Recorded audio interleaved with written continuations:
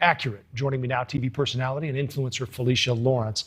And we also have Dr. Jeff Gardere, known as America's Psychologist. Felicia, let's start with you. I think this is troubling on a lot of levels because it goes right to what we've talked about with Instagram and the problems that we've heard about how people see this as something that it really isn't. We thought Gabby and Brian had this amazing relationship, but when you see the video of her crying now in this police car, you realize that it's not all as it seems. Absolutely, and we have to be paying more attention to the role that mental health is playing with social media, and certainly what's happening behind the scenes, behind the camera, because social media is a highlight reel for everyone. It's showing the best parts of everyone's life, and so we have to look a little bit deeper and pay attention to what's going on behind the scenes. It's almost like a marketing tool, and if you aren't showing your highlights, you're not using it right. Absolutely. That's the way it appears anyway. Doctor, let's bring you in on this because I think we all knew that Facebook makes us angrier and it's toxic for young girls, and yet now we know Facebook knew it. I guess the question is, why aren't they doing more about it?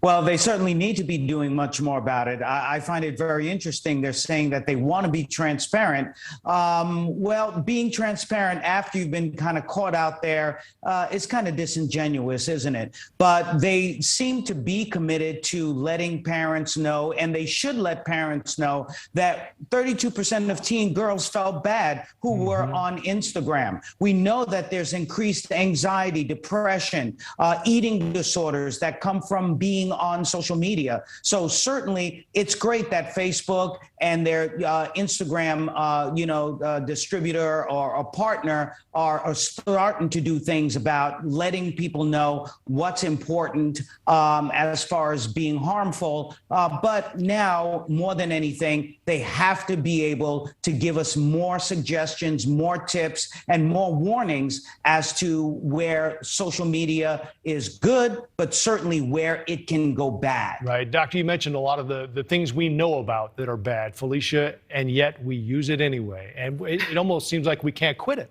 We can't quit it, but maybe it's not something to be quit, okay? Social media, like many things in life, it has its pros and it has its cons. And so it is also a place for people to connect with their friends and their family. It's a great place for marginalized people to have a voice. It's an amazing place for you to be able to also hear the pros and cons of different ideas that are certainly out there that people need to be studying. So it can be a great place for people to come together and I guess grow and thrive and flourish, but to be aware of some of the downsides, I think that's what was so important with this article and with this information, this research. Doctor, I don't know if you use the professional diagnosis for this, but do you think people are addicted to it?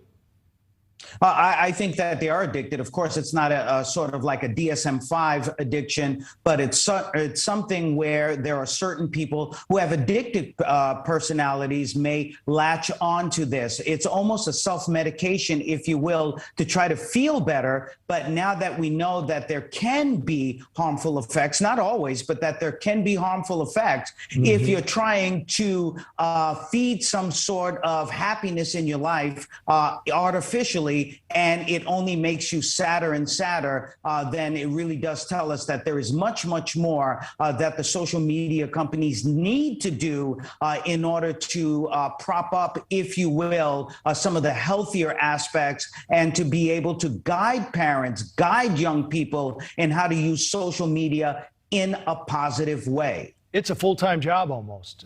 Felicia, what do you think this has revealed about us as a society? Did we just maybe think we were more civil and social media has brought out the anger and the division in us? I think social media a lot of times shows the mirror of who we are as a society. And as I stated before, there are good things and then there are bad things. And to the doctor's point, I mean, you need to be able to monitor and you need to be able to protect your child.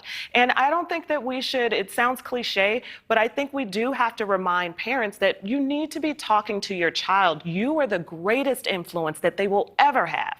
And so I don't think that we should still highlight that and make sure that we prop that up as well and inform parents as well. It is. Doctor, I'll give you the last word on this. Your advice and your tips for parents out there, kids as well, and even grandparents. Yeah, it used to be a thing where we would say, give the kids as much independence as possible. But we've been through a pandemic. We've seen what's happened, how young people have really suffered through this with increased anxiety, depression, eating disorders, and so on. So more than anything else, I agree with my colleague that as parents, we have to step in, know exactly what our kids are watching, right, what they're part of, and how we can help them have a healthier experience. That's great stuff. Dr. Gardir, America's psychologist, and it's great to have Felicia Lawrence with us as well, TV personality and influencer. Thanks for your time, both of you. Have a good weekend.